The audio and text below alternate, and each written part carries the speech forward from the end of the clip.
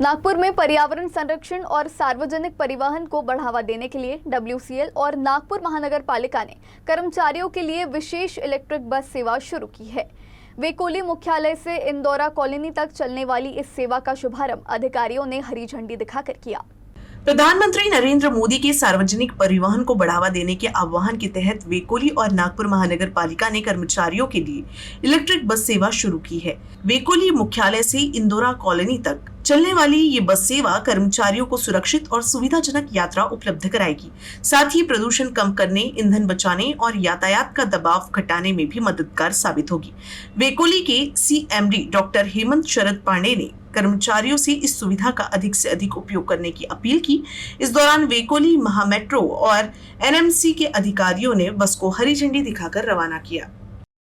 माननीय पंतप्रधानांचं जे आव्हान आहे आपल्या देशाकरता, जी युद्ध परिस्थिती पाहून सध्या की आपल्याला सगळ्यांना डिझेल फ्युएल जे बाकी असतात त्याची जी सेविंग करायची आहे, त्याच्या अंतर्गत इलेक्ट्रिकल व्हेकल्सचा जास्तीत जास्त वापर आणि इंडिव्हिज्युअल व्हेकल्समध्ये न येता पूल करून ड्युटीवर येण्याची जी त्यांनी एक इच्छा जाहीर केली, त्याच्याप्रमाणे आम्ही हा एक निर्णय घेतला आणि त्याच्यात आम्हाला NMC आणि मेट्रो यांच्याकडनं हा एक प्रस्ताव आला की तुमचे जे एम्प्लॉईज आहेत जर ते ॲग्रीड असतील ट्रॅव्हल करायला आमच्या EV व्हेकल जे आम्ही प्रोव्हाइड करू ऑफिस टायमिंगप्रमाणे आणि एका ठिकाणाहून त्यांना इथे घेऊन सेफली इथे मेट्रोतनं स्टेशनपासून इथे आणता येईल अशी व्यवस्था आम्ही करू।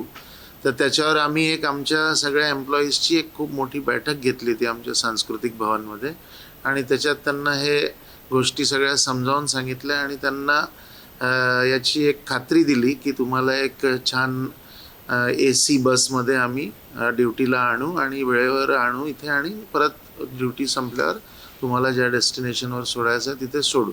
चलो NMC तर्फे आम्ही सगळ्या ऑफिसेस नंतर आस्थापना, प्रायव्हेटचा आस्थापना, नंतर मिहान एरिया, मोठे हॉस्पिटल्स जसं कॅन्सर हॉस्पिटल आहे, एम्स आहे, इथे मोठ्या प्रमाणावर सेवा देण्याचा आमचा प्रयत्न आहे, जेणेकरून पर्सनलाइज व्हेकल जे आहे ते कमी व्हावेत, होणाऱ्या अपघातांना आपल्याला टाळता यावेत, हा उद्देश ठेवून आम्ही या बसेस वाढवतो आहे। महामेट्रो आणि नागपूर महानगरपालिका मिळून आम्ही पब्लिक ट्रान्सपोर्टचा जास्तीत जास्त लोक कसा वापर करतील याच्यासाठी प्रयत्न करतो आहे।